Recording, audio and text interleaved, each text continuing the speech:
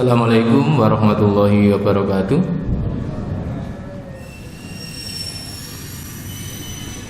Kita mulai dengan baca basmalah. Bismillahirrahmanirrahim. Alhamdulillahirabbil alamin. Assalatu wassalamu ala asrofil anbiya'i wal mursalin wa ala alihi washabihi ajma'in. Asyhadu an la ilaha illallah wahdahu la syarika lahu wa asyhadu anna Muhammadan abduhu wa rasuluhu la nabiyya ba'da.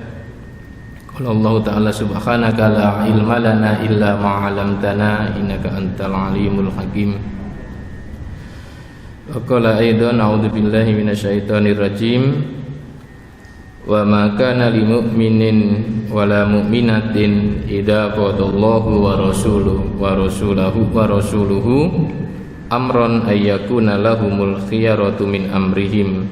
Wa may ya'sillaha wa rasulahu faqad dhalla dhalalan mubina.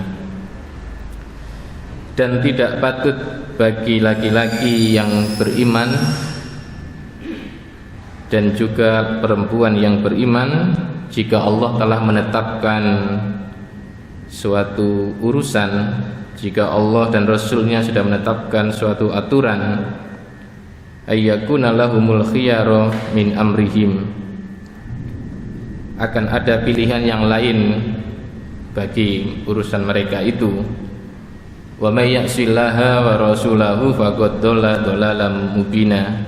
Dan barang siapa yang mendurhakai Allah dan Rasulnya, maka sungguh dia dalam keadaan sesat yang nyata. Surat Al-Ahzab ayat 36. Hadirin rahimakumullah, kita bersyukur kepada Allah pada malam hari ini kita dalam keadaan sehat. Semoga Allah senantiasa melindungi kita semua, termasuk melindungi keluarga maupun saudara-saudara kita semuanya. Terima kasih atas kesempatan yang diberikan oleh Takmir pada Rabu keempat bagian saya membincang tentang dinamika pemikiran Islam yang tentu saja pembahasannya luas, di mana pada kajian-kajian sebelumnya kita sudah membahas tentang bagaimana memahami sunnah Nabi SAW berdasarkan kitab yang dikarang oleh Syekh Yusuf Qaradawi, Kaifa nata'amalu ma'a sunnati nabawiyah, bagaimana kita berinteraksi dengan sunnah Nabi, yang itu merupakan implikasi dari syahadat Rasul, asyhadu anna Muhammadan abduhu wa rasuluh, di mana di dalamnya termuat sebuah pengakuan bahwa kita meyakini apa-apa yang dibawa oleh Rasul SAW itu harus kita pegang dengan kuat, ya. Tidak boleh berlebihan dan tidak boleh meremehkan di dalam memuliakan diri Rasulullah Sallallahu Alaihi Wasallam, dan kita mendahulukan sabda-sabdanya dibanding dengan perkataan selain dari Nabi Sallallahu Alaihi Wasallam. Itu salah satu implikasi dari atau konsekuensi dari syahadat Rasul, asyhadu anna Muhammadan abduhu wa rasuluh. Makanya Rasulullah pernah melarang, la tutruni kama atrati nasara Isa bin Maryam. Janganlah kamu memuliakan aku berlebihan sebagaimana kaum Nasrani memuliakan Isa bin Maryam, sebagai upaya untuk mencegah agar kaum muslimin tidak terjebak pada perilaku gulu atau israf, ya, berlebihan di dalam memuliakan diri Rasulullah Sallallahu Alaihi Wasallam. Saya ingin melanjutkan kajian itu sambil membuka kembali video-video lama, kaset-kaset yang lama yang sudah pernah saya sampaikan di kesempatan yang terdahulu ya. Sebenarnya juga masuk pada bagian pada kitab Kaifa Nata'amalu ma Sunnati Nabawiyah ya. Karena sesungguhnya kita pun tidak bisa memungkiri bahwa pemahaman terhadap sunnah Nabi ini rentan dengan adanya ragam atau perbedaan ya. Tapi sesungguhnya yang lebih kita perhatikan bukan hanya pada aspek syariatnya, tetapi pada aspek-aspek yang lain ya, terutama pada aspek sikap ya, pada aspek sikap. Karena kecenderungan pada pemahaman nususia atau tekstual itu juga mesti ada dan tidak bisa kita pungkiri, termasuk juga yang maqasidiyah, yaitu pemahaman kepada maksud kontekstual dari makna-makna hadis itu ya. Seperti yang digambarkan di dalam kisah utusan Rasulullah SAW ke Bani Quraidah. Jadi ketika Nabi memerintahkan sekelompok sahabat untuk pergi ke Bani Quraidah, itu kemudian Nabi ngendikan, Nabi bersabda, la yusolliyanna ahadukum al-asra illa fi Bani Quraidah. Janganlah kamu sholat asar, janganlah kamu sholat asar. Itu larangan yang sangat tegas sekali, karena juga menggunakan nun taukid. Jangan sekali-kali kamu semuanya sholat asar kecuali di Bani Quraidah. Nah, ketika di dalam perjalanan itu kemudian sebagian sahabat melihat bahwa langit ya, matahari itu sudah menunjukkan waktu hampir habis waktu asar, sehingga kemudian terjadi perdebatan di kalangan sahabat itu. Akhirnya sebagian kemudian memilih mengerjakan sholat asar, sebagian memilih tetap sholat asar di Bani Quraidah atas dasar perintah Nabi. Meskipun kemungkinan sampai di Bani Quraidah waktu asar habis, tetapi itulah peristiwa yang sampai kepada kita. Kemudian itu dilaporkan kepada Rasulullah SAW. Nabi tersenyum ya, dengan peristiwa itu. Nabi tidak menyalahkan satu dengan yang lain, bahkan Nabi memuji mereka dengan pahala karena berusaha memahami petunjuk Nabi itu. Artinya apa? Artinya bahwa satu pihak itu memahami perintah Nabi itu secara tekstual. Ya wis, Nabi merintahkan sholat di Bani Quraidah, jangan sholat selain di Bani Quraidah. Itu namanya tekstual. Sementara sebagian sahabat itu memahami bahwa maksud dari perintah Nabi tadi itu adalah kalau bisa segera sampai di Bani Quraidah sehingga bisa asar di sana, segera mempercepat perjalanan sehingga nanti ketika asar bisa dikerjakan di perkampungan Bani Quraidah. Dan keduanya dipuji oleh Rasulullah SAW. Nah, ini berbeda dengan kita. Kalau kita itu kan mudah menvonis itu loh ya, mudah menvonis ya. Beda dikit gitu ya wis saling menvonis, ya kan? Tapi Nabi tidak. Jadi sikap, adab, bagaimana Rasulullah menghargai, menghormati para sahabat Nabi yang berupaya memahami petunjuk itu dengan tepat. Hadirin rahimakumullah, sama halnya, coba kita perhatikan begini. Ini ada beberapa peristiwa yang juga cukup menggelitik ya. Kalau kita hubungkan dengan hadis Nabi, la ya ummana rajulu rajula illa fi sultanihi, tidak boleh seseorang itu mengimami ya di tempat yang bukan kekuasaannya tanpa seizin dari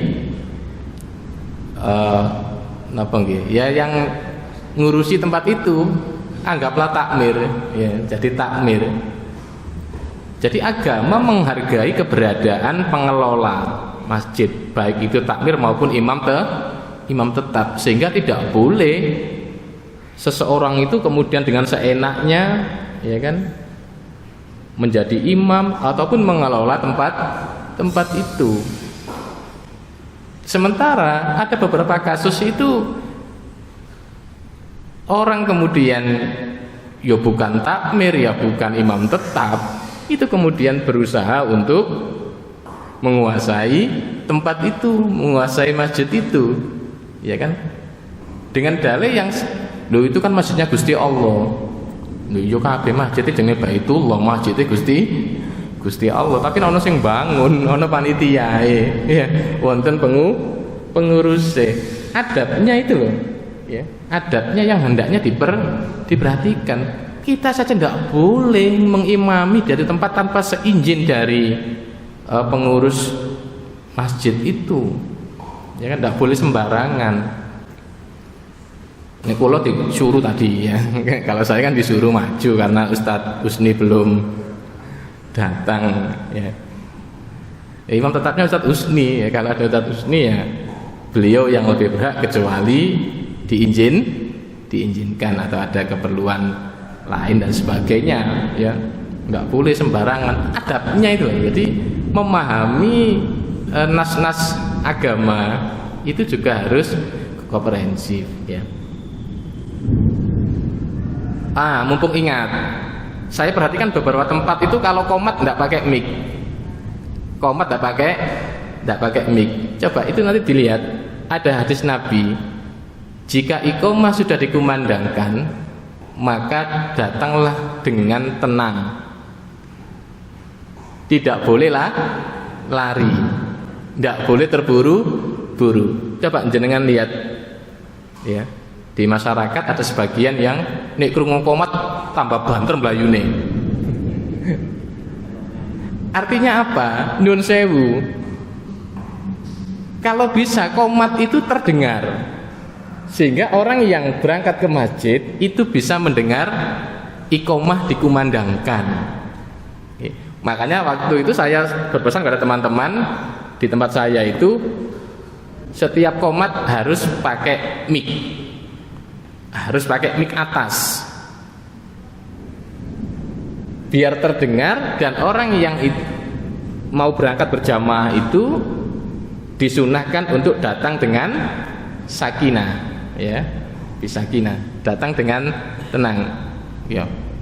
Ono sing gembrutuk lantai ini berarti melayu, ketepuk itu berarti dia mengejar.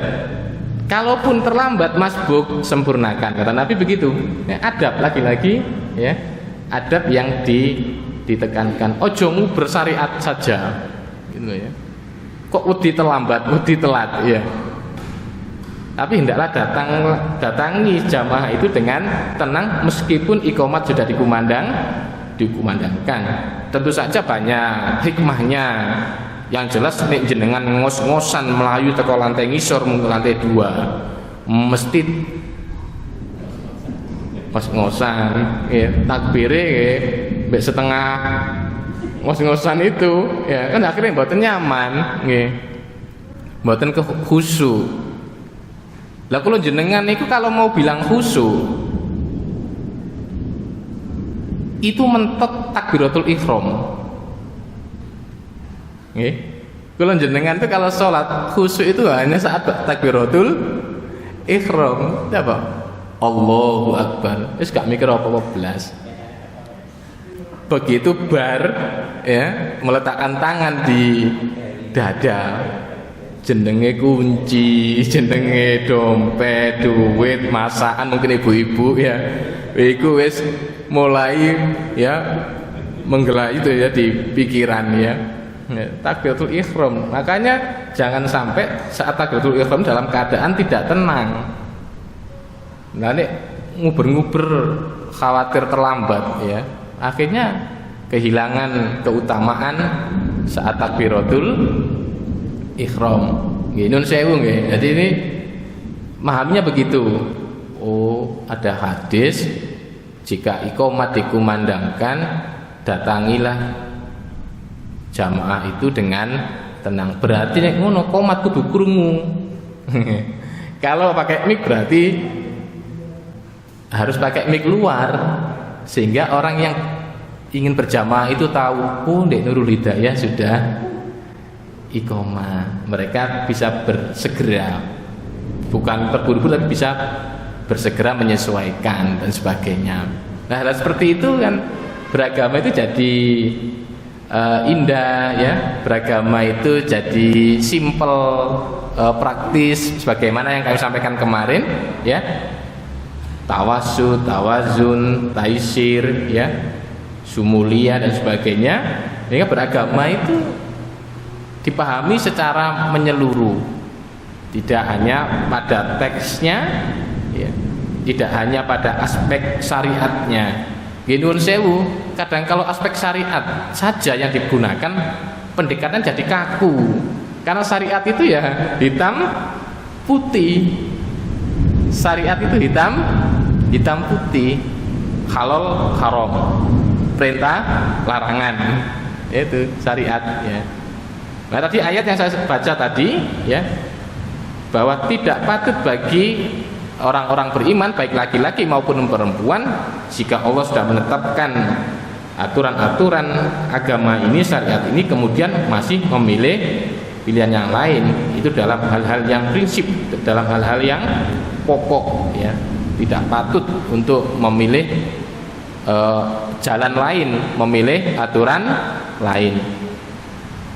Hadirin rahimakumullah, saya ulangi kembali bagaimana pemahaman-pemahaman sahabat Nabi berkaitan dengan sunnah ya, berkaitan dengan sunnah.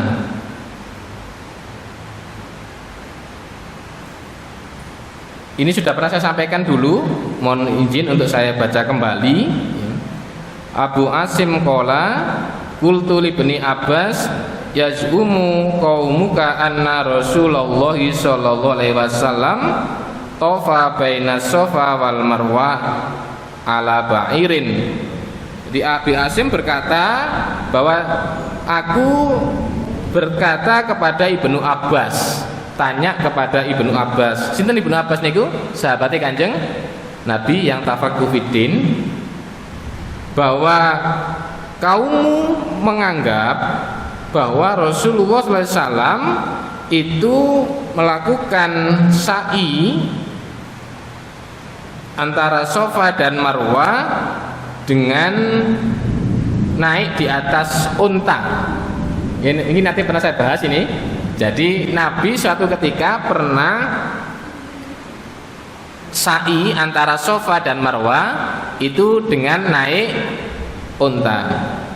Wa anna dzalika sunnah, dan kaummu itu menganggap bahwa praktek Nabi itu adalah sunnah. Maksudnya adalah sunnah yang syariat, bahwa itu adalah syariat. Faqala, maka Ibnu Abbas berkata, sodaku wa kadabu, mereka benar dan mereka dusta. Mereka benar dan mereka dusta. Kultu, Abu Asim berkata, wa ma sodaku wa kadabu, mana yang benar dan mana yang dusta. Qala, Ibnu Abbas berkata atau menjawab, qad tafa baina Safa wal Marwah ala ba'irin. Benar bahwa Nabi pernah sa'i dari Safa dan Marwah. Itu juga dalam bahasa hadis disebut dengan tawaf ya, mengelilingi. Itu maksudnya itu ya riwa-riwi itu ya, berjalan dari Safa dan Marwah di atas unta. Itu benar, itu fakta. Ya, itu fakta real bahwa Nabi pernah sa'i dengan naik unta. Walaisa dzalika sunnah, kata Ibnu Abbas. Tetapi itu bukanlah syariat, gitu loh. Itu bukanlah sunnah yang mengandung syariat.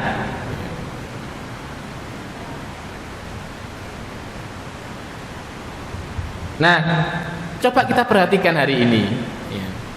Ternyata peristiwa Nabi ini sekarang mungkin bukan naik unta. Betul ya, Bang ya, yang sudah pernah ke tanah suci. Ada yang boleh dengan kursi roda. Bahkan sekarang kursi rodanya matic, saya lihat di YouTube itu.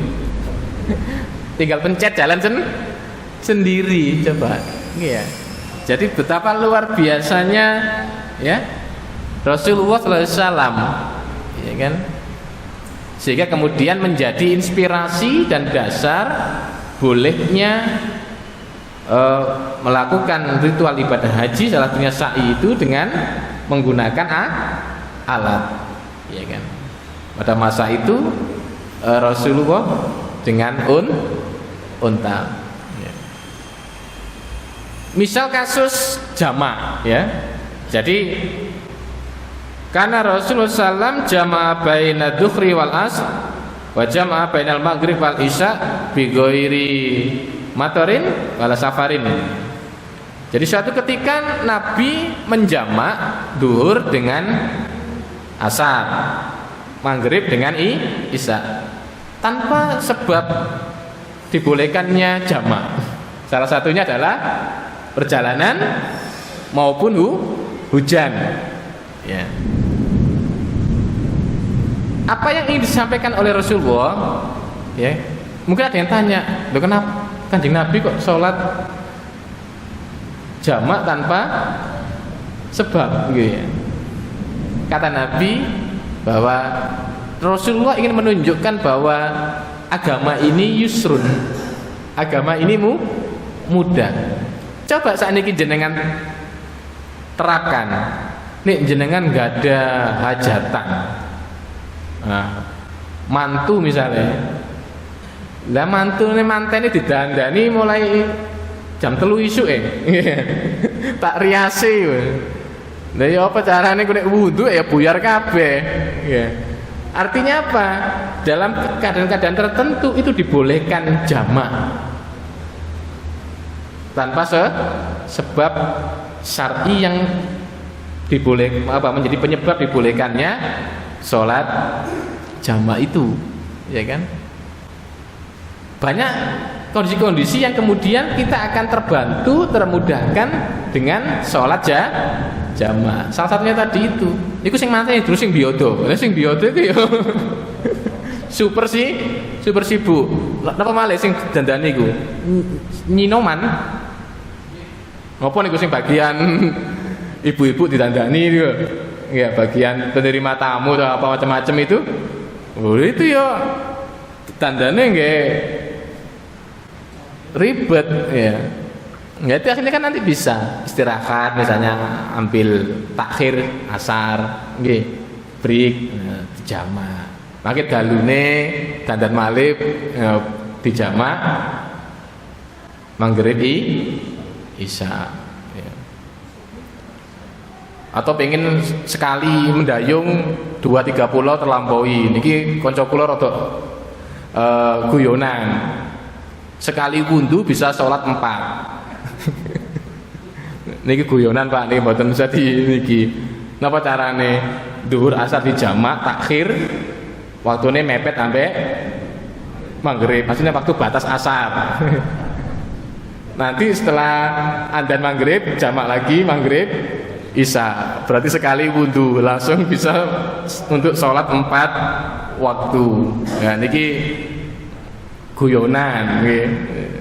Tapi itu menunjukkan bahwa agama ini mudah. Nah, seringkali kita itu yang kemudian mempersulit sendiri ya dalam urusan agama itu. Ini tentang praktek sahabat Nabi, ya, bagaimana Ibnu Abbas memahami perbuatan Nabi itu secara proporsional, ya, secara proporsional. Mengapa kalau kemudian orang menganggap sunnah, maka kemudian orang dengan seenaknya nanti timbangannya capek tak numpak gitu, ya kan? Padahal itu Nabi memberi contoh, mungkin suatu saat ada kondisi orang membutuhkan, ya kan, sarana itu untuk menyelesaikan ibadah hajinya. Terus yang sehat jangan melok-melok gitu loh, oke? Yang sehat, loh Nabi pernah itu naik unta, saya tak naik kendaraan saja gitu ya biar gak capek. Nah, itu kan nanti akhirnya memudah-mudahkan agama. Bukan begitu maksudnya. Maksudnya adalah Nabi memberikan preseden suatu peristiwa yang nanti di kemudian hari akan dibutuhkan oleh umat ini, ya. Karena Rasulullah itu kan nubuat, ya. Rasulullah itu nubuat model untuk setiap zaman, sehingga nanti para mujtahid, ya, para alim, para ulama itu memahami petunjuk Nabi itu sesuai dengan zamannya masing-masing, ya. Saya mendengar pengajian salah satu cucu Kiai Dahlan, ya. Baik langsung, kemarin juga langsung ya satu sini, ya. Jadi pernah pengajian langsung, ya, di Ustadz Amin itu di Pondok Putri itu. Terus saya juga dengarkan di channel media sosial, ya. Itu beliau menjelaskan begini. Jadi menjalankan Islam sesuai dengan sunnah Nabi, ittiba'ur Rasul, itu berkaitan dengan syariat. Jadi ittiba'ur Rasul sesuai dengan syariat, ya kan? Artinya apa? Tidak semua, ya, yang Nabi lakukan, ya, itu kemudian diambil begitu saja dan dipraktekkan begitu saja. Lagi-lagi karena ini pemahaman, maka rentan terjadi perbedaan, ya.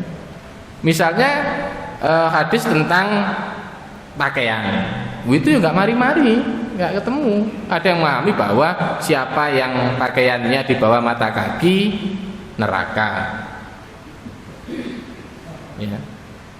Ada yang memahami, oh maksudnya tidak begitu, maksudnya bahwa pakaian di bawah mata kaki yang masuk neraka itu ada sebabnya. Sebabnya apa? Al-khuyala, yaitu kesombongan. Sifat sombongnya sebenarnya. Nah, dua-duanya nggak akan ketemu, karena satu pendekatannya teks, ya, yang satu pemahamannya konteks. Ya. Konteksnya apa? Konteksnya bahwa pada saat itu masyarakat Arab yang bajunya panjang itu menunjukkan status sosial, ya. Wong sugih gitu, iso tuku kain, ya. Sehingga itulah yang menimbulkan sifat sombong, dan itulah yang kemudian diancam oleh Nabi. Sementara ketika Nabi menghentikan begitu, ya, Abu Bakar yang di samping Nabi itu tanya, ya Rasulullah, baju saya juga di bawah mata kaki, apakah juga terancam itu? Oh tidak, Abu Bakar tidak termasuk yang ini, gitu loh, ya. Jadi meskipun Abu Bakar itu bajunya melebihi mata kaki, ya, tapi tidak masuk kepada kelompok yang diancam masuk neraka itu, ya. Karena tentu saja Abu Bakar dijauhkan dari sifat sombong, berbeda dengan keumuman masyarakat pada saat itu. Saya sering ditanya, terus gimana Pak Erik? Ya terserah, silakan pilih yang teks, ya monggo, ya. Pilih yang konteks, ya monggo, ya. Keduanya berjalan, ya. Gak bisa dipaksa. Sing pengen celananya naik ke atas, ya gak mungkin mau diturunkan, ya. Yang milih biasa saja, ya, juga gak mau dinaikkan, karena dua-duanya punya dasar, ya. Punya pandangan berdasarkan dalil-dalil yang bersumber dari Rasulullah, tapi pendekatannya berbeda. Ya. Masalah pakaian juga begitu. Ya, pakaian itu ada yang sawabit, ada yang mutaghayyirot. Ya. Nah, pakaian ini apakah sawabit? Sawabit itu paten. Ya. Ada yang tidak. Kalau sawabit maka Abbas Sardikan yang pakai batik nyalahi sunnah, ya kan? Kalau itu dianggap sawabit, ya kan? Kalau saya rodok sunnah masian, masih rodok sunnah. Ini baju takwa ya, walibasut takwa, dalika khair. Dan pakaian takwa itu adalah yang terbaik. Maksudnya boten senes baju takwa begini, maksudnya itu takwa, nilai takwa ya, sifat takwa, bukan bajunya baju takwa. Tinggal memahaminya begitu. Ini sawabit atau mutaghayyirot. Kalau mutaghayyir itu begini, diambil inti dari syariat adalah menutup aurat. Mau bentuk pakaiannya seperti apa, warnanya apa, modelnya apa, kecuali yang ada larangan. Seperti Nabi melarang laki-laki memakai pakaian asfar. Ya, asfar ya. Asfar itu ngeten, kain putih terus dicelup ke warna kuning. Nah, itu pakaian tradisi orang jahiliyah dulu. Nah, itu dilarang. Laki-laki meniru pakaian itu. Kayak di winter paling lagi. Tadi ya. Itu dilarang kaum muslimin meniru pakaian itu. Ya kan? Jadi selama itu bersifat mutaghayyirot, maka kita tidak perlu kebingungan terikat dengan satu bentuk pakaian, ya kan? Selama itu menutup aurat, ya. Jadi memang begitu. Tidak ada yang tunggal, tidak ada yang pemahaman itu kemudian disepakati, ya. Kecuali dalam hal prinsip tentu sepakat, mana yang halal, ya, mana yang haram, sepakat, ya kan? Sholat wajib 5 waktu ada yang berbeda? Ada yang berbeda? Sepakat. Ya. Haramnya daging babi? Sepakat. Dalam prinsip rukun iman, rukun Islam? Sepakat. Kalau ada yang keluar dari kesepakatan ini, maka dianggap kelompok menyimpang. Misal dalam hal keimanan kenabian misalnya. Ada yang menganggap bahwa masih ada nabi baru setelah wafatnya Rasulullah. Nah, ini sudah keluar dari kesepakatan pokok, ya kan? Maka Muhammadun aba ahadim mirijalikum walaki Rasulullah wa khataman nabiyyin. Surat Al-Ahzab ayat 40. Bahwa nabi adalah khatamul anbiya. Penutup kenabian. Lah nabi ya ba'dana gitu. Tidak ada nabi lagi setelahnya. Ya kan? Kata Nabi, aku seperti batu bata terakhir dalam suatu bangunan dinding. Nah itu. Jadi para nabi semuanya, ya. Kemudian dinding itu tidak sempurna, tinggal satu bata saja. Itulah posisi Rasulullah SAW. Sehingga bangunan agama Allah ini menjadi sempurna. Akulah bata terakhir. Nah, dalam redaksi hadis begitu, aku adalah bata terakhir, ya. Sehingga kelompok-kelompok yang muncul yang kemudian meyakini ada nabi baru, maka kemudian kita lihat MUI menyatakan aliran sesat, ya. MUI adalah yang punya otoritas, gitu kan, ya. Misalnya mengingkari sholat wajib, ya tadi dianggap sudah keluar dari ini bangunan Islam ini, ya. Ada yang kelompok di mana itu, ya, itu yang menganggap tidak wajib Ramadan, puasa Ramadan, tidak wajib Jumatan, ya, dan sebagainya, itu ada itu, ya. Katanya mereka mengikuti agama Ibrahim. Katanya mengikuti agama Ibrahim. Nabi Ibrahim ndak Jumatan ya mesti ae wong zaman itu belum ada syariat ibadah Jumat ya. Belum ada sholat 5 waktu. Sholat ada tapi bukan sholat 5 waktu. Ya kan? Belum ada puasa Ramadan. Ya wis mereka niru begitu ngaku begitu. Maka dianggap sebagai kelompok menyimpang karena keluar dari pemahaman yang sepakati dalam hal-hal prinsip. Nah itu saya cuplik saja beberapa biar tidak mengulang kembali beberapa dalil. Nah. Kemudian Rasulullah SAW bersabda dalam riwayat Muslim, "Idza amartukum bi syai'in min dinikum fakhudhu bihi." Jika aku memerintahkan kepadamu sesuatu dari urusan agamamu, maka ambillah. Artinya kerjakanlah. Wa idza amartukum bi syai'in min ra'yin fa innama ana basyarun. Dan jika aku memerintahkan kamu suatu persoalan yang itu berasal dari pikiranku, fa innama ana basyarun, maka ketahuilah aku sesungguhnya adalah manusia biasa. Sehingga kembali kepada apa yang disampaikan oleh cucu Kiai Dahlan tadi, ya, Ustadz Munihi, ya, itu salah satu cucu dari Kiai Dahlan. Cicit apa cucu ya? Cicit ya? Cicit ya, cicit. Ya, beliau menyampaikan bahwa pemahaman keislaman itu ittiba'ur rasul, mengikuti petunjuk Nabi yang berkaitan dengan syariat. Nah, bisa jadi karena ini begini dasarnya ini.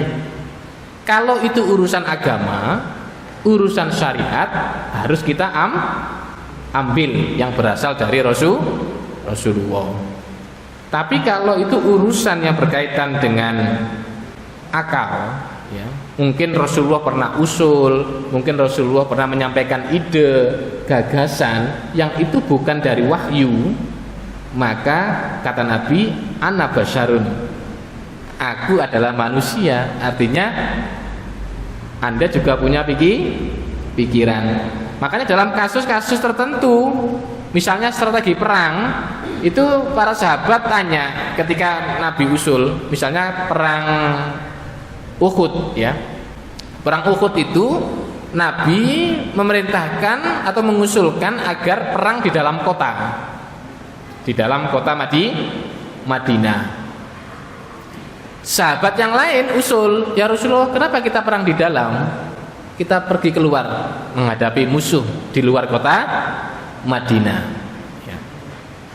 Di dalam riwayat disebutkan bahwa Nabi memang sudah punya firasat, ya kan? Dan memang betul itu akhirnya kalah, ya kan?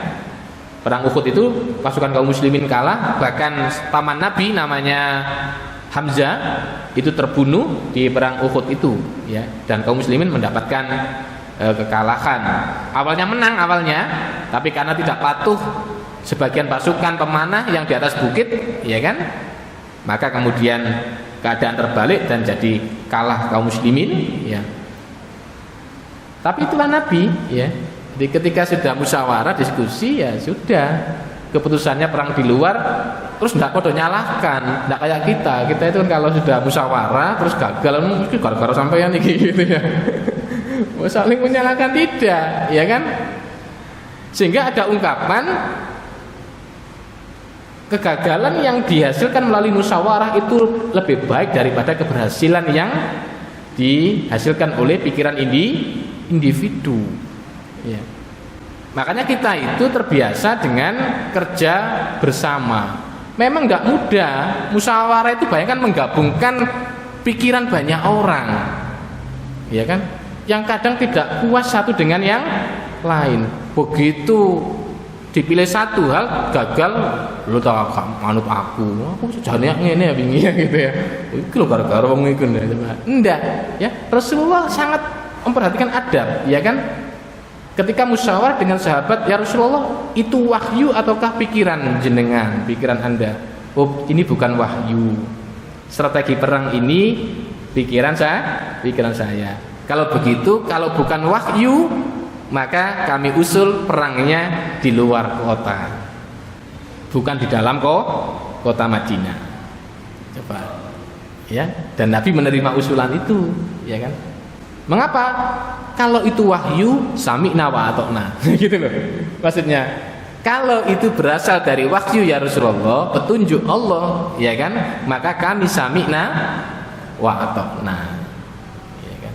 Tapi karena ini adalah berasal dari pikiran Rasulullah, kemudian sahabat berani menyampaikan pendapat lain, ya, atas pilihan strategi yang disampaikan oleh Rasulullah sallallahu alaihi wasallam.